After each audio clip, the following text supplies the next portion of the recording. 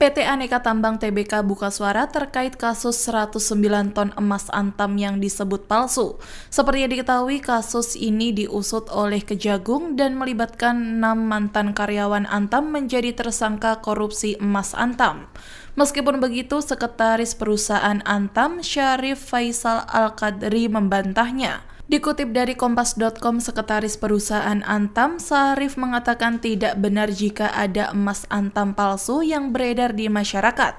Sebab seluruh produk emas logam mulia Antam dilengkapi sertifikat resmi.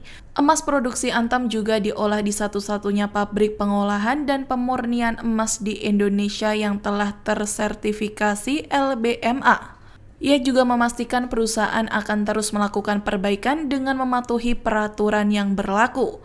Terlebih, Antam juga terikat dengan berbagai ketentuan dan secara regulasi diawasi oleh instansi atau lembaga pemerintahan yang berwenang. Lebih lanjut, Faisal mengatakan atas adanya kasus tersebut pihaknya memahami kekhawatiran dan keresahan pelanggan produk emas logam mulia. Maka dari itu, seluruh saluran komunikasi Antam tersedia untuk memberikan informasi yang dibutuhkan oleh para pelanggan.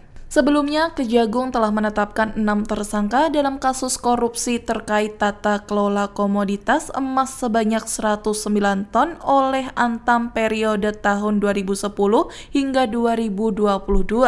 Keenam tersangka yang ditetapkan adalah mantan GM PT Antam.